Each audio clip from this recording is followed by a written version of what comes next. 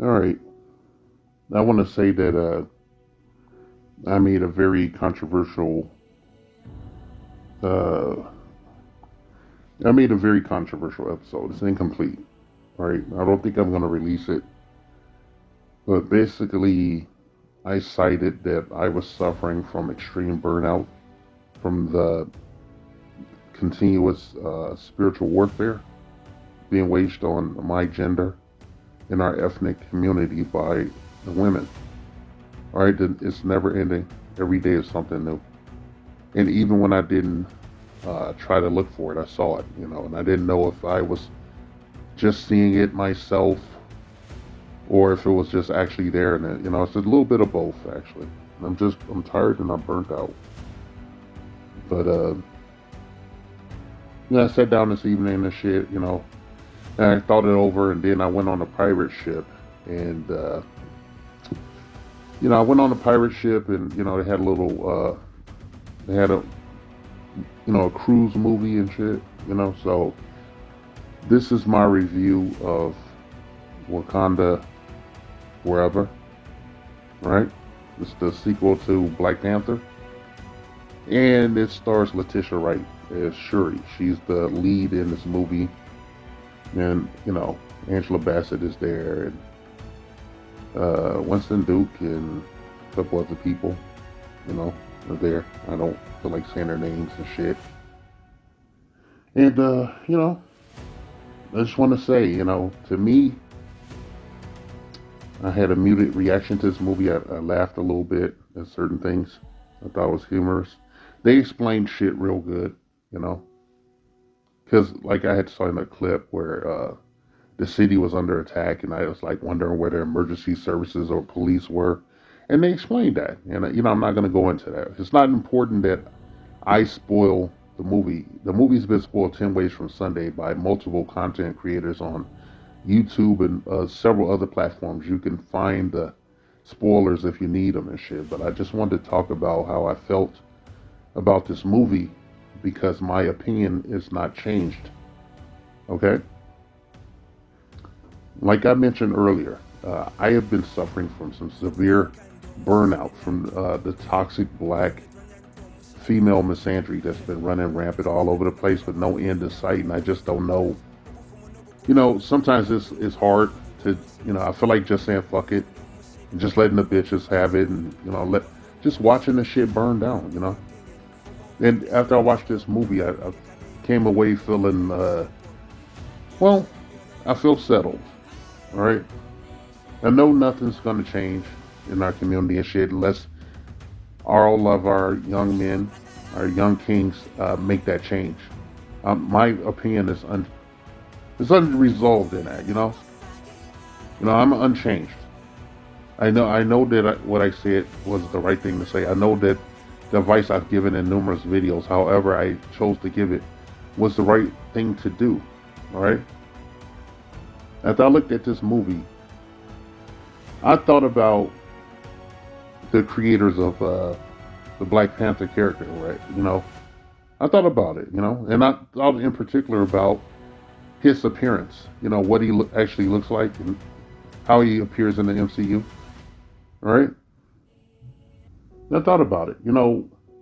The architect of his visual appearance is Jack Kirby. Jack Kirby is a Jewish man, okay? And I hold this Jewish man in high regard and whatnot because he grew up in Hell's Kitchen and experienced extreme poverty conditions and shit, okay? Like literally. And this man, Jack Kirby, is the architect of the MCU, and they will never acknowledge him. Disney went to court to deny his children their rights to profits from the numerous characters that he created. The Fantastic Four, the X-Men, the Avengers, and in particular Captain America, and even Drew Iron Man. You know, Thor. All of those characters come from this one man who grew up in Hell's Kitchen, New York, right? Who went to war, was a war veteran and whatnot, and drew comic books about that experience. And on the flip side, he created a big portion of the DC extended universe. Okay, created that. Created Dark Side. He created New Gods. He created a bunch of shit. Okay, and he was an everyman. And I thought about it. A lot of people just get things get lost in the mix. We don't understand our history. Okay, there's other black characters out there that need to have a movie made about them. Okay, black characters drawn by black creators. All right, Black Panther and the X-Men and the Avengers, Captain America, they are corporate IPs. Okay, they're corporate intellectual properties. All right, they're properties. That's a business. Okay, and I take offense at the fact that they made this movie in this manner because it was designed to elicit unwarranted emotion. All right, you could say it's a tribute to Chadwick Boseman and shit, but I say that it was a really bad business move, and I hope that they pay the price for doing this. Okay, I've said a million times that they should have recast the character. He's a legacy character, and he is. But this movie, no, it just solidified my opinion of the ongoing, never-ending social engineering of our own ethnic community and shit, and the devastating effects that social engineering has had since it was enacted during COINTELPRO. All right? Yeah, you can say it's just a movie and everything, but when you look at this movie, you will notice that every male character has been replaced with a female. And the men that you do see are compromised. All right, they're playing the background, or they're obviously in the secondary, the feminine position and shit. I would say, and I say that without shame and whatnot. They've taught us to, you know, look over our shoulder when we say how we truly feel, and with everything that's going on in the world, and how black men are being emasculated and digitally lynched. We need to consciously think about that. Okay, at all times. Like a lot of times, don't censor yourself. Say how you feel and mean it. That's the definition of being a man, and that's something that uh, feminists will never know.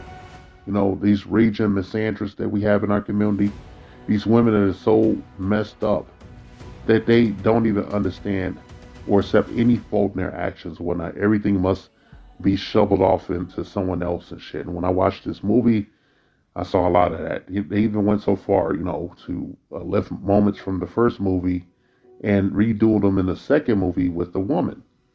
Right? I don't have anything against Letitia Wright.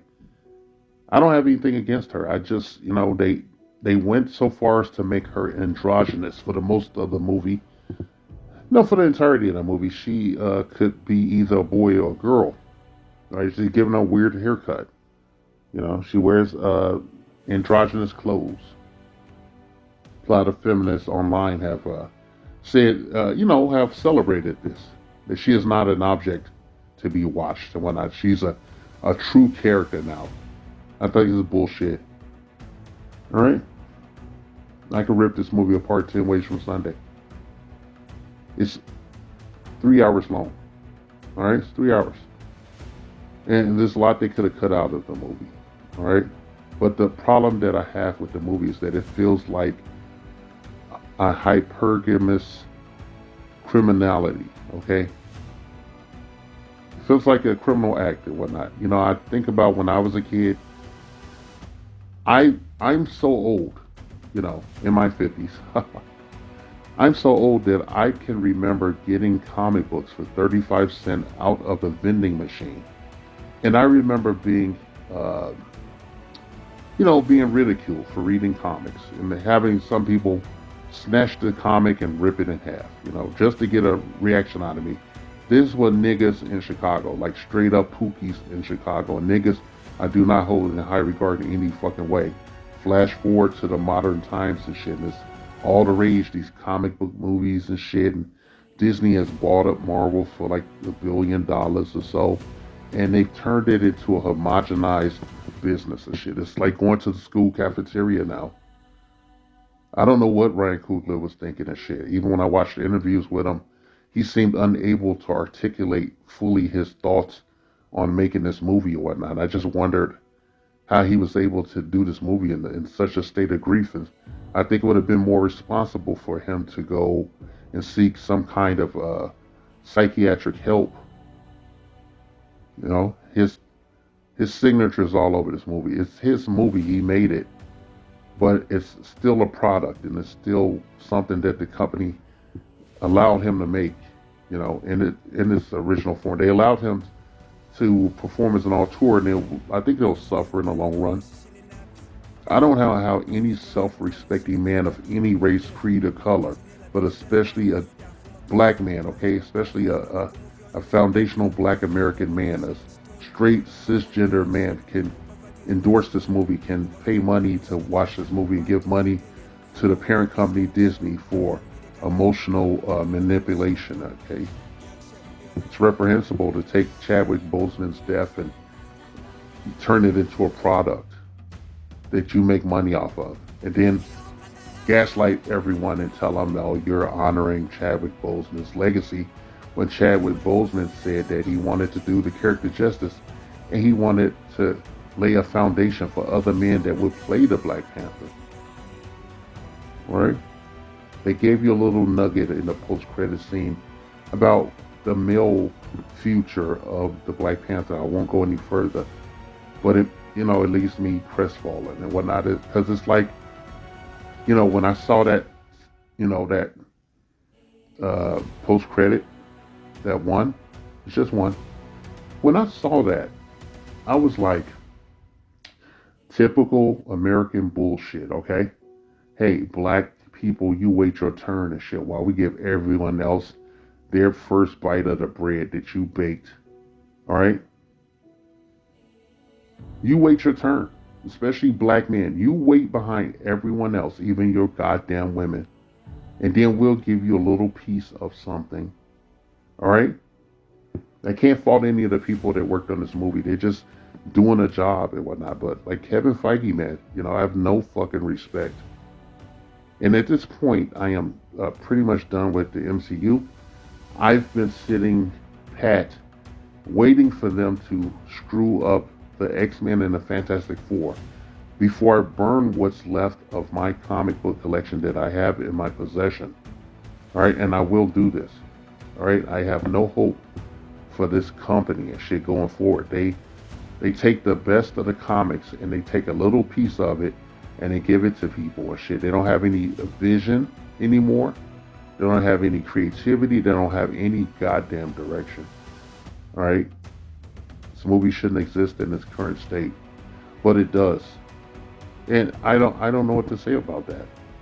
I watched the fucking movie. It was yeah, it's just it's too long. It's too long, and it's a crime against young black boys. They don't have anything to look forward to. They took the joy and the happiness that young black boys felt watching the first movie, and they gave it to the girls. Okay, Riri Williams is a plucky young lady that I don't know, for some reason in one scene they said she was like 15, in another scene she said she was 19, and we really don't know who the fuck she is. But they took Riri Williams and shit, and they used her and Shuri. Both of them look like studs. That's what the slang term for lesbian. Her and Shuri, their appearance approximates young men, but they are obviously women and whatnot. Okay? And they use this to supplant boys. Okay? There's nothing for, like, I have a young son, and there's nothing for him to learn from this movie or enjoy or have a sense of wonderment. There's nothing and whatnot. Everything is shepherded by women and shit. And, I just want to go even further and shit. Even the legacy of the Black Panther is in the hands of a woman now. And she will pass it off to a young child. Alright? He will get this hand-me-down mantle from a woman. Alright? Who got it from a man who dies off screen. We don't see him on screen dying. Okay, it's not that I wanted to see it. I didn't want to see it. I wanted them to recast the character like they had done so many times before. They recast Terrence Howard. They've made some up. They recast the daughter from Ant-Man movies. Um, they just recast William Hurt, who passed away, who played General Ross, Senator Ross, Secretary of State Ross. They replaced him with Harrison Ford, and Harrison Ford is old as fuck and difficult to work with and shit. And they thought enough to bring him on board and give him another check he don't fucking need and shit. To play a character where the original guy died. But when you know Chadwick Boseman tragically passed away, they told us that they were respecting his memory by taking the character off the table, retiring the character, and hanging the mantle of that character, putting the costume of the character on his sister, his on-screen sister, Letitia Wright. Now, I don't give a shit, I don't care about her political leanings or anything else. And I don't care to listen to the other interviews or, the other reviews, excuse me, about this movie. It's just going to be people taking pot shots and talking shit and being low-key racist about, things. Okay? I don't know what to say. I feel like every time, like, what made me so angry in the movie is, like, Riri Williams.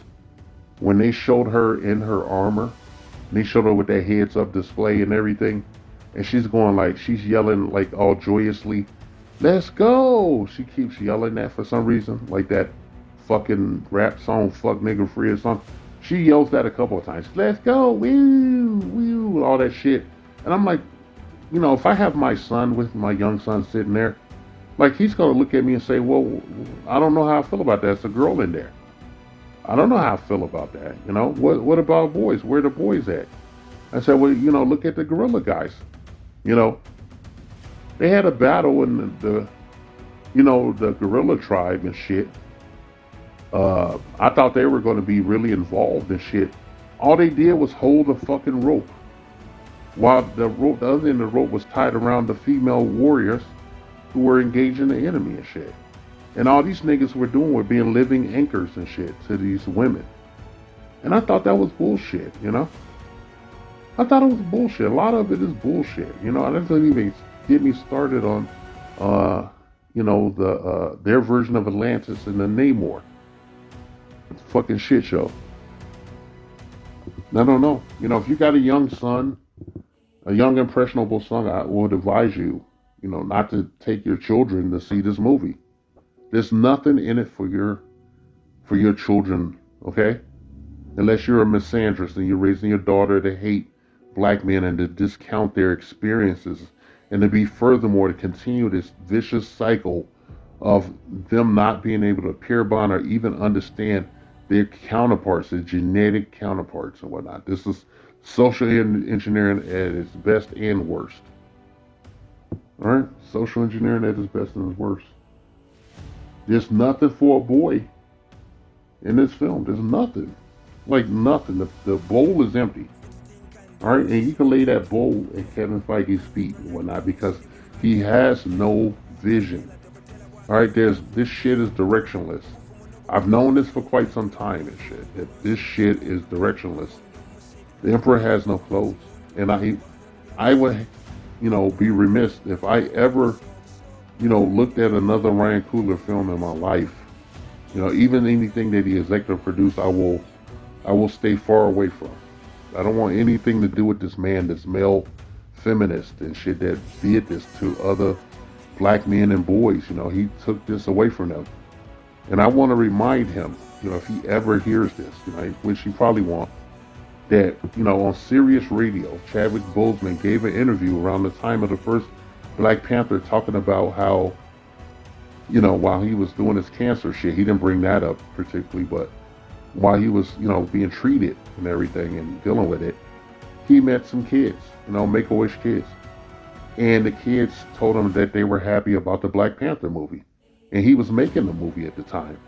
And he said one of the kids just candidly told him that he hoped that he would survive long enough to see the Black Panther movie. And then Chadwick Boseman revealed that the kid did not survive to see the Black Panther movie before he himself broke down in tears, for a moment. And, they gave him enough time to compose himself. But he reiterated that he took the character seriously after he learned that the child had died, waiting for the movie to be completed. And this is what they did to Chadwick Boseman's legacy, what he wanted. Okay, they betrayed him and whatnot. If you respect Chadwick Boseman, you love him as an actor and a man and a humanitarian, and a true humanitarian, somebody that felt, despite his employment in Hollywood, this man had a heart of gold. He was severely affected by the death of his child, and the fact that the child didn't get to see the movie, and then he passed away. And this is what the Disney company gave us.